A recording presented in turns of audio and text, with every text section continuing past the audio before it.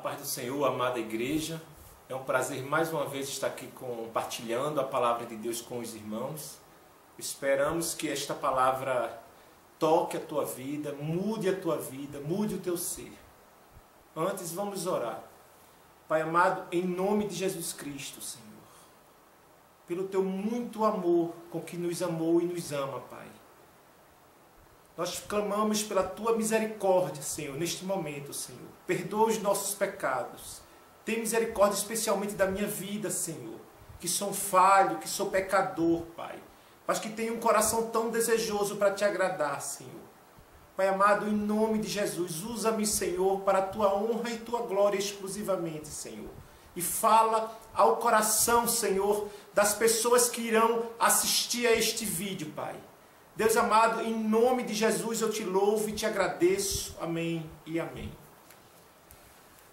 Amada igreja do Senhor, nós vamos falar aqui hoje sobre um tema importantíssimo para as nossas vidas. Nós vamos aprender, é um tema que é muito recorrente, é uma palavra que é muito falada, mas ela precisa ser melhor compreendida. Ela precisa ser melhor entendida para ser aplicada às nossas vidas. Vamos falar do amor.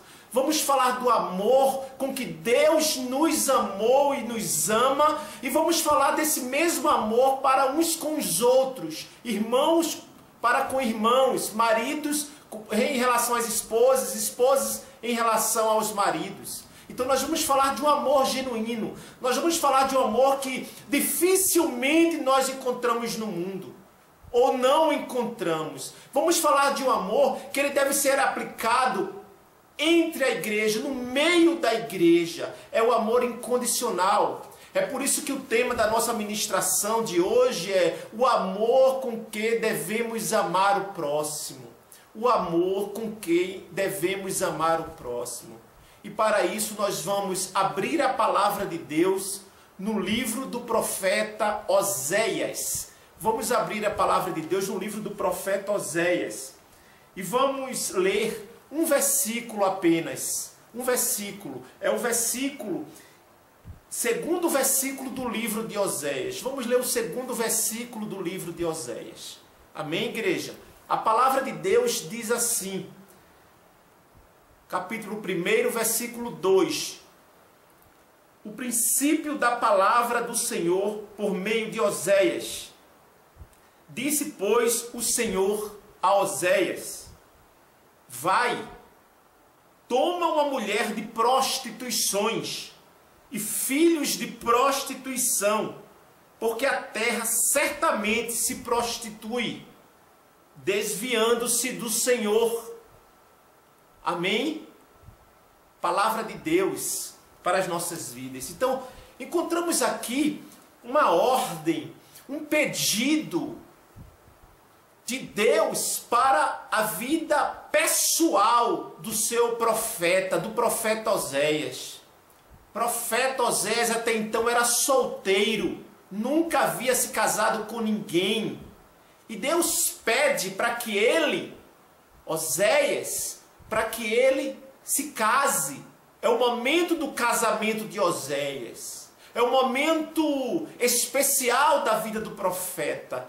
Mas olha o pedido de Deus. Deus pede que ele tome uma mulher prostituta, uma mulher de má índole, uma mulher de mau caráter, e se case com esta mulher.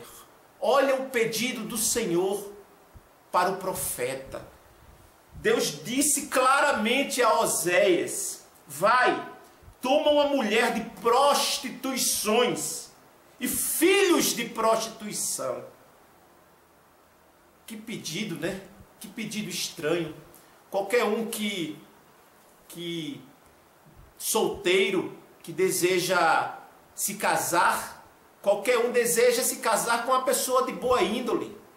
Qualquer pessoa sonha em se casar com uma pessoa de bom caráter, uma pessoa exemplar, uma pessoa de boas intenções. Mas Deus aqui pede que o profeta se case com uma prostituta.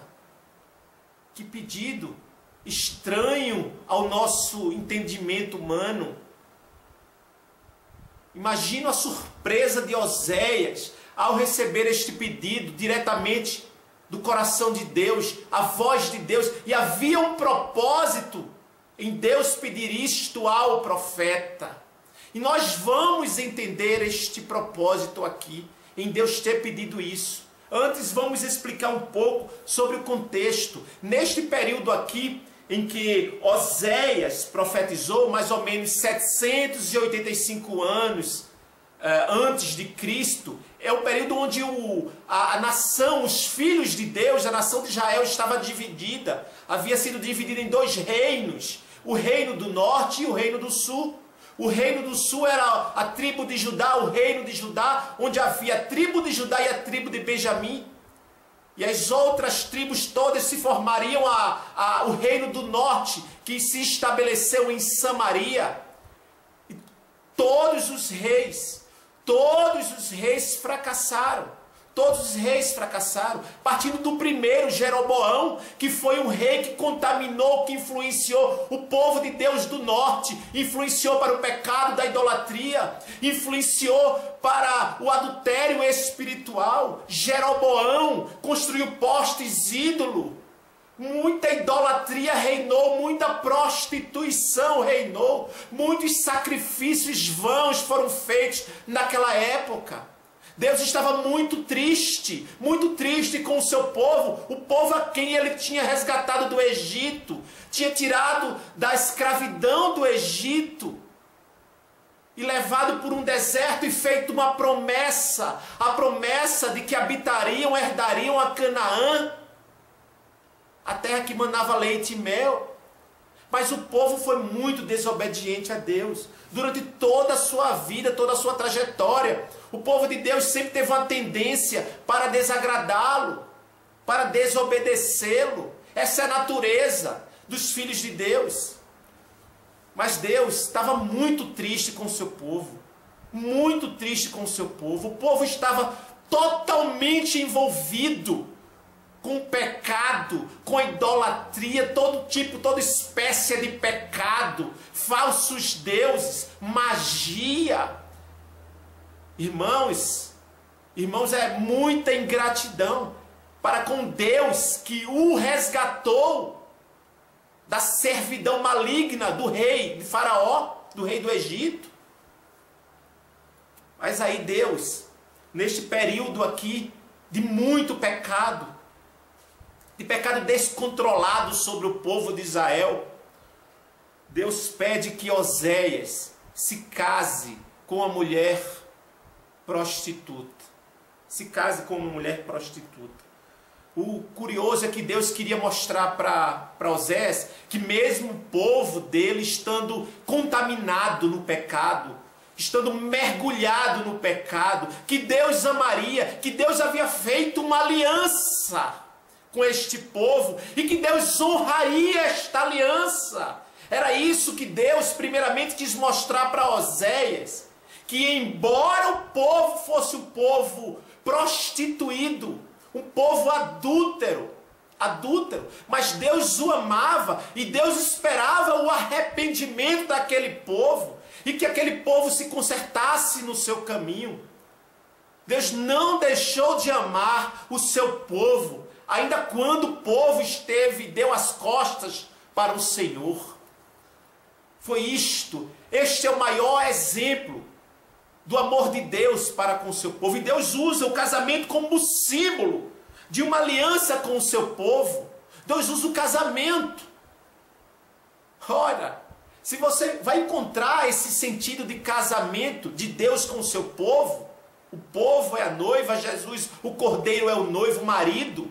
Você vai encontrar em algumas partes da Bíblia, em muitas partes da palavra de Deus. Vamos ver inicialmente Isaías 62, capítulo 5. Vamos lá, livro agora do profeta Isaías. Isaías 62, versículo 5. A palavra de Deus diz assim: porque como o jovem se casa com a virgem, assim teus filhos se casarão contigo. E como o noivo se alegra da noiva, assim se alegrará de ti o teu Deus. Então esta é a relação, o casamento é usado como símbolo. Vamos ver agora lá no final da Bíblia, o livro de Apocalipse, Apocalipse 19, versículo 7. Apocalipse 19, versículo 7. A palavra de Deus diz assim: regozijemo-nos e alegremo-nos e demos-lhe glória, porque vindas são as bodas do Cordeiro, e já a sua esposa se aprontou. Amém, glória a Deus. A igreja é a noiva do Senhor.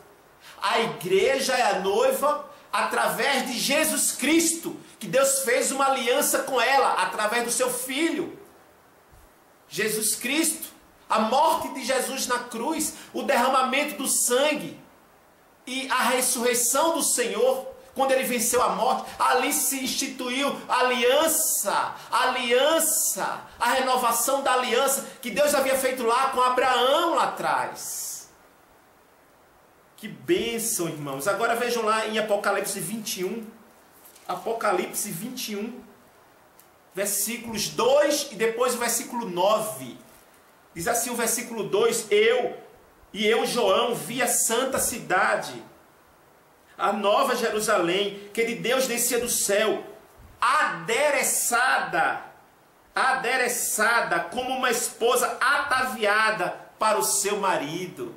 Oh, aleluia! Versículo 9: e veio a mim um dos 7 anjos que tinham as 7 taças cheias das últimas 7 pragas, e falou comigo dizendo: vem, mostrar-te-ei a esposa, a mulher do Cordeiro. Oh, glória a Deus! E por último vamos ver Apocalipse 22, 17. Apocalipse 22, 17.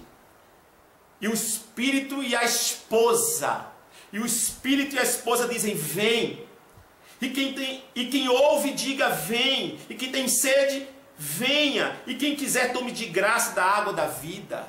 Então Deus usa o casamento como uma aliança. Aquela aliança que foi constituída na cruz do Calvário através do seu Filho Jesus Cristo. É por meio do Senhor Jesus que nós somos salvos, é pela graça, mas para que nós andemos em santidade. E ainda que nós, por um momento, cheguemos a desagradar ao Senhor, o Senhor não vai desistir de nossas vidas, porque Ele vai se lembrar da aliança que Ele fez. Então é este o sentido que Deus quer em relação inclusive ao casamento entre um homem e uma mulher aqui na terra. É este sentido, o casamento dissolúvel só na morte. Só na morte. Segundo casamento de pessoa divorciada é adultério. Segundo casamento apenas em estado de viuvez, quando um dos cônjuges morre. É esse o sentido, porque se o marido desagrada a esposa, a repudia e vai para o mundo se prostituir, Deus não desiste daquela vida. Deus não elimina toda e qualquer esperança sobre aquela vida perdida, não. Deus, Jesus é a esperança de salvação. É por isso que os cônjuges repudiados devem amar, mas não é um amor de palavras, é um amor de atitudes, é um amor de ação, é um amor não um amor de sentimento, mas um amor de comportamento. Deve lutar pelo seu casamento.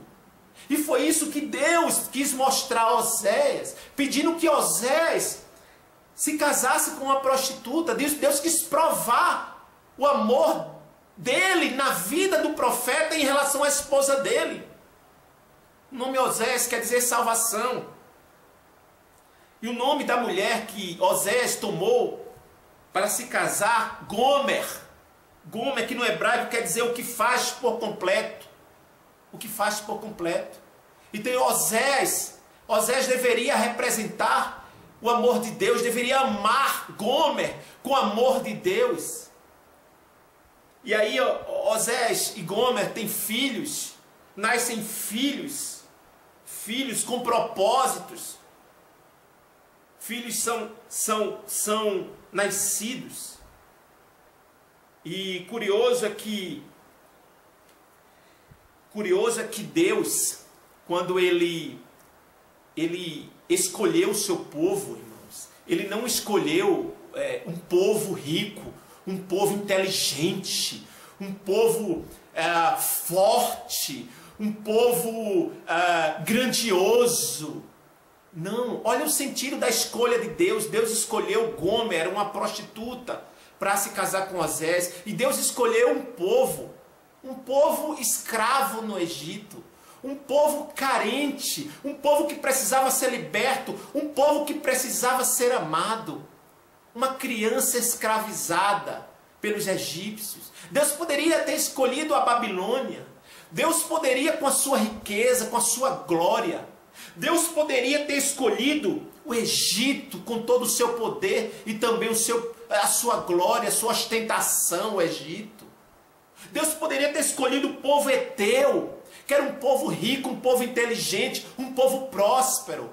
Mas Deus escolheu o povo de Israel, um povo que estava cativo nas mãos de Faraó e dos egípcios. Olha a escolha de Deus. Porque Deus quis demonstrar o seu amor por este povo. E Deus sabia que este povo, por muitas vezes, iria desobedecê-lo, iria desagradá-lo. Mas Deus em nenhum momento desistiu da vida do seu povo. Foi isso aí. É como se nós fôssemos Gomer. É como se Deus fosse Oséias. É mais ou menos isso. Deus chegou o momento agora de Oséias exercer o amor que Deus exercia pela vida dele. É por isso que eu sempre digo, não desista do seu cônjuge. Quando eu falo isso, eu estou me referindo ao primeiro casamento dos dois. Não desista do seu cônjuge, pois Deus nunca desistiu de você. A desistência de um casamento simboliza uma ingratidão em relação ao que Deus faz pela vida daquela pessoa, que ela é imerecedora desse amor. Imerecedora. Quando você dá as costas para um cônjuge, quando você diz que não quero mais esse cônjuge, você está agindo, tendo um gesto de ingratidão em relação a Deus, ingratidão profunda. Isso muito entristece o Espírito Santo. Deus escolheu, como eu disse, um povo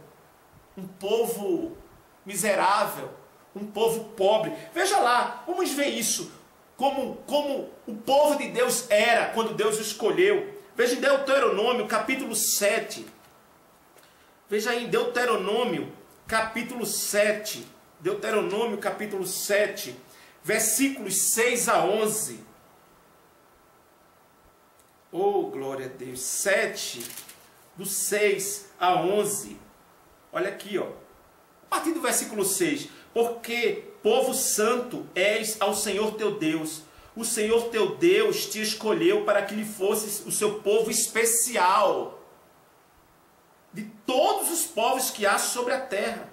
O Senhor não tomou prazer em vós, nem vos escolheu, porque a vossa multidão era mais do que a de todos os outros povos. Não foi por isso que Deus, pois vós erais menos em número do que todos os povos, mas porque o Senhor vos amava.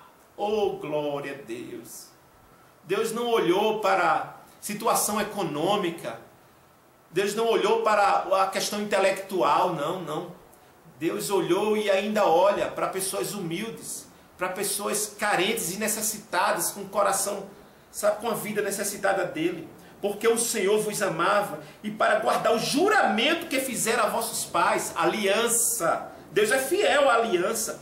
O Senhor vos tirou com mão forte e vos resgatou da casa da servidão, da mão de Faraó, rei do Egito. Saberás, pois, que o Senhor teu Deus, ele é Deus, o Deus fiel, o Deus que não quebra aliança, o Deus que não joga a aliança fora, que guarda a aliança e a misericórdia até 1000 gerações aos que o amam e guardam os seus mandamentos, e retribui no rosto qualquer dos que o odeiam, fazendo-o perecer. Não será tardio ao que o odeia, em seu rosto lhe o pagará. Guarda, pois, os mandamentos e estatutos e os juízos que hoje te mando cumprir. Então Deus está aqui, ó, como ele escolheu. Veja lá também em 1 Coríntios 1, 27.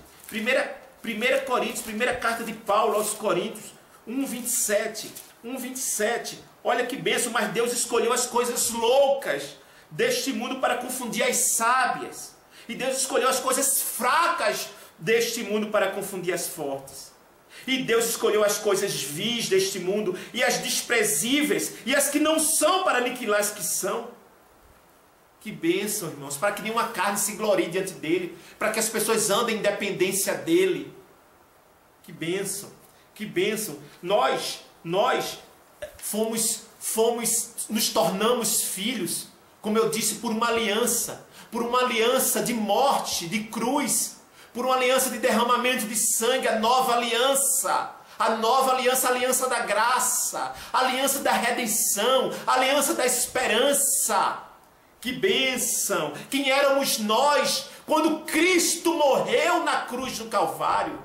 Quem éramos nós que hoje somos igreja? Quem éramos nós? Você não sabe quem era você na época que Cristo morreu na cruz. Eu vou mostrar quem era você e quem era eu, irmãos, espiritualmente falando. Veja em Romanos 5. Abre a palavra de Deus. Romanos 5. Romanos capítulo 5. Versículos 6 a 8. Porque Cristo, estando nós ainda fracos, morreu a seu tempo pelos ímpios. Morreu a seu tempo pelos ímpios. Deus fez uma aliança quando nós éramos ímpios e fracos. Porque apenas alguém morrerá por um justo, pois poderá ser que pelo bom alguém ouse morrer. Mas Deus prova o seu amor para conosco, em que Cristo morreu por nós, sendo nós ainda pecadores. Nós éramos pecadores e Ele deixou de nos amar. Então o sentido do casamento é este. Quando um cônjuge se debruça no pecado, o outro tem que orar. O outro é momento de amar verdadeiramente. É momento de amar verdadeiramente. Veja Tito, o livro de Tito 2, capítulo 2, versículo 14. Tito 2,14. Tito 2,14.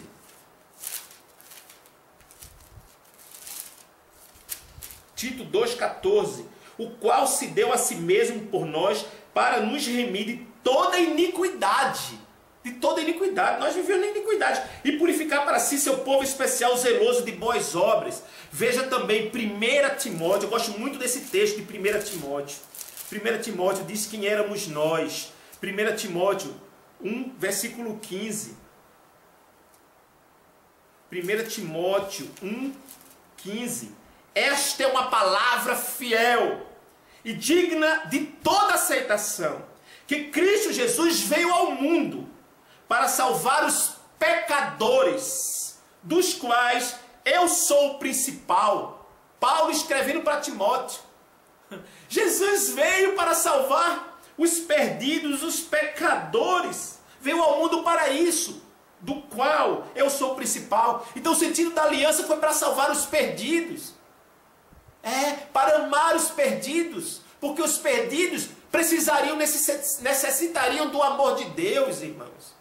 Nós fomos comprados por um bom preço, nós fomos comprados por um preço alto, igreja, por um preço alto, por uma aliança, repito, por uma aliança, e a aliança não se quebra, a aliança se cumpre, a aliança se vai até o final, Veja aí, 1 Coríntios 6,20. 1 Coríntios 6,20. Abre aí comigo, primeira carta de Paulo aos Coríntios 6:20. Porque fostes comprados por bom preço, glorificai, pois, a Deus no vosso corpo e no vosso espírito, os quais pertencem a Deus. Que bênção! Agora veja 1 Pedro 1, 18 e 19. 1 Pedro 1, 18 e 19. Sabendo que não foi com coisas corruptíveis, como prata ou ouro, que fostes resgatados da vossa vã maneira de viver, da nossa vã maneira de viver. Vivíamos de qualquer jeito. que por tradição recebeste dos vossos pais, mas com o precioso sangue de Cristo, como de um cordeiro imaculado e incontaminado.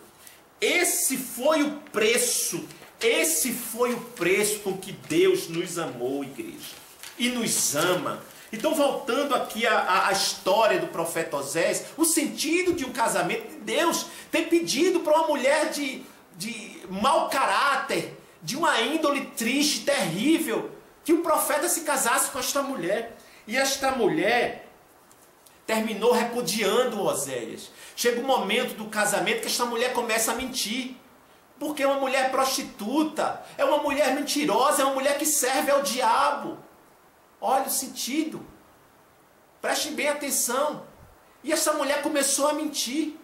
Começou a mentir, dizia que o pai estava doente, que ela ia visitar o pai, mas na verdade ela enganava Osés e ia se prostituir com os amantes, ia procurar dinheiro, ia procurar vender o seu corpo. E chega um momento em que Osés descobre a mentira dela e ela sai de casa, ela abandona a casa, ela abandona o lar. Que momento mais difícil da vida do profeta, da vida pessoal daquele homem de Deus, Osés. Olha, capítulo 2, versículo 7. Ela irá atrás de seus amantes, mas não os alcançará, e buscá-lo-eis, mas não os achará. Ela irá atrás, ela terminou abandonando a casa, foi atrás dos amantes. Mas olha o que é que Deus diz: ela irá atrás de seus amantes, mas não os alcançará, e buscá-los-á, mas não os acharás. Então ela dirá, futuro, isso é promessa de Deus sobre a vida de um perdido. Irá é verbo futuro, ela irá. Ir-me-ei e tornar-me-ei a meu primeiro marido, porque melhor me ia então do que agora. Quando eu falo em primeiro marido, primeira esposa, primeiro casamento, as pessoas nos tempos de hoje acham isso absurdo. Parece que eu estou falando algo, sabe, irmãos, diferente do que está na palavra, mas não é. Mas Deus diz assim, ó, e ela irá dizer: tornar-me-ei a meu primeiro marido, voltarei para casa, voltarei para o meu primeiro marido, meu casamento será restaurado, meu marido está à minha espera, porque melhor é o meu marido, muito melhor estar com ele do que estar com esses amantes. Olha só, porque melhor me ia então do que agora, do que como eu me encontro nesse instante. E aí, irmãos, ela sai, ela se prostituiu, ela passou um tempo longe de Oséias.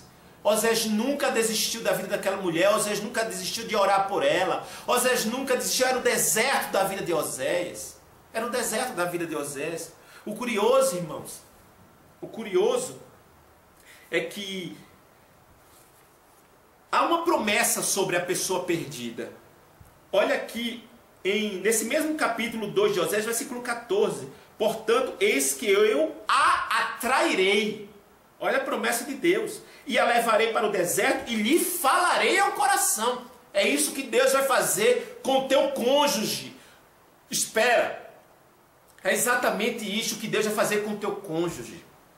Deus vai atraí-lo, Deus vai levá-lo para o deserto e Deus vai falar ao coração dele. E ele tem promessa de Deus. E observa o que Deus diz a Osés, outra ordem a Osés. A mulher estava longe de casa, a mulher estava com os seus amantes. Olha a ordem que Deus dá a Osés. Capítulo 3, versículo 1. E o Senhor me disse, vai outra vez. Quer dizer, ele já tinha ido antes.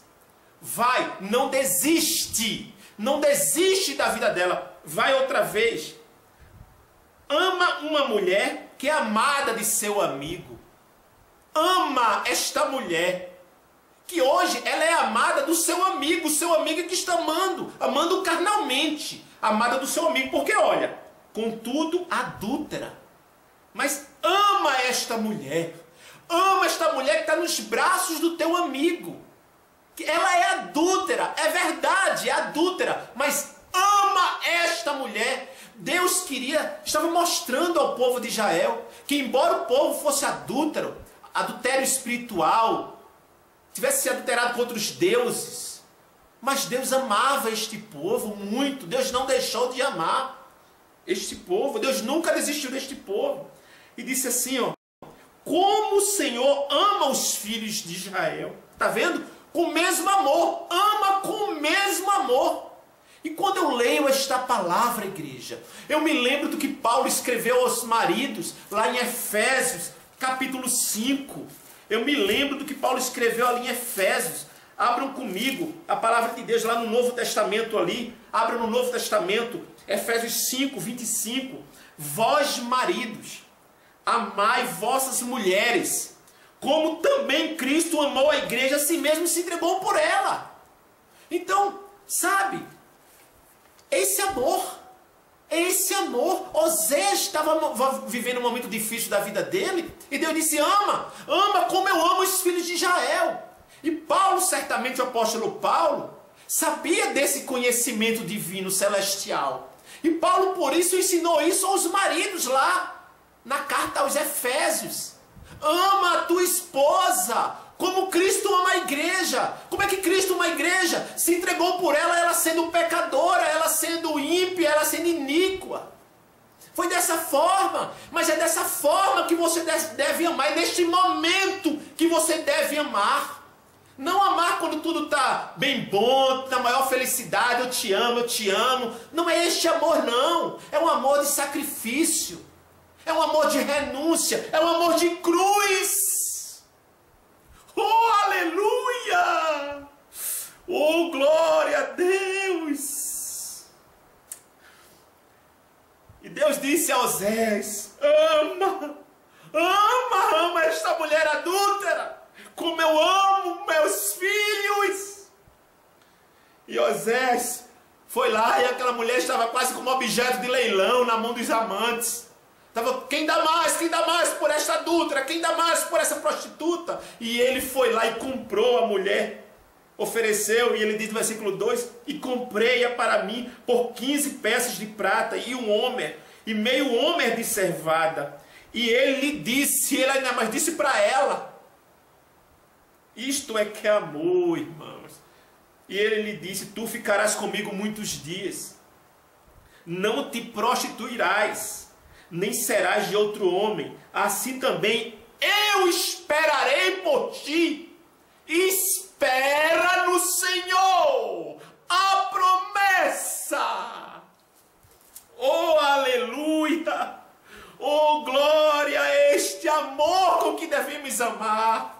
É por isso que os templos estão corrompidos, as denominações estão corrompidas, porque não vivem esse amor de sacrifício e de renúncia. Não é ensinado a viver, ao contrário. Deus diz: ama tua esposa adúltera. Aí chega um homem dentro de um templo e diz: pastor, a minha mulher me abandonou, a minha mulher é adúltera, está me traindo com outros homens. O pastor diz: deixa ela para lá. Deixa ela para lá, Deus tem coisa melhor para você. E Deus diz assim: não, ame-a como eu amo você. Deus diz uma coisa, os pastores dizem outra coisa. Esta é a realidade. Ninguém paga um preço de oração por uma vida que está perdida, está enganada, iludida, aprisionada pelo pecado. Ninguém paga o preço. Pelo contrário, a tendência hoje nos templos e no mundo é abandonar, é deixar para trás, é não querer mais saber. Esta é a tendência, igreja. Deus disse assim: ame. E Osés disse: eu também esperarei por ti. É como se Deus estivesse esperando os desviados dele. É como se Deus lançasse uma promessa sobre a vida dessas pessoas que estão aí perdidas. Deus espera arrependimento. Deus espera, sabe? Há tempo, está vivo, há tempo de se arrepender. É por isso que você não deve se precipitar. É por isso que Jesus disse que todo segundo casamento é adultério. E Paulo e os apóstolos confirmaram isso. É por isso que o corpo está aliançado, e Deus testemunhou este casamento, e o corpo só pode ser de outra pessoa quando o primeiro cônjuge morre. Isto é doutrina, isto é santidade, é esta palavra que falta no meio dos templos das denominações.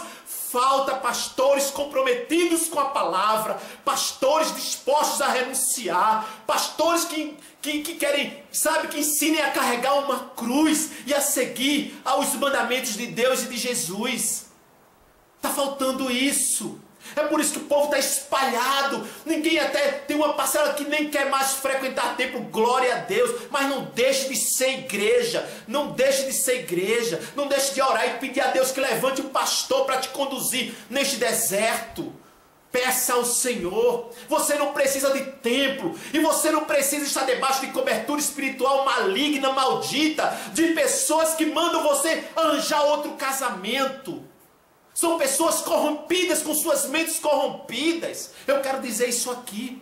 Agora o amor com que devemos amar o próximo. Olha, irmãos, devemos amar o nosso inimigo. Quanto mais o cônjuge, irmão. Veja o que Jesus ensinou em Mateus 5,44.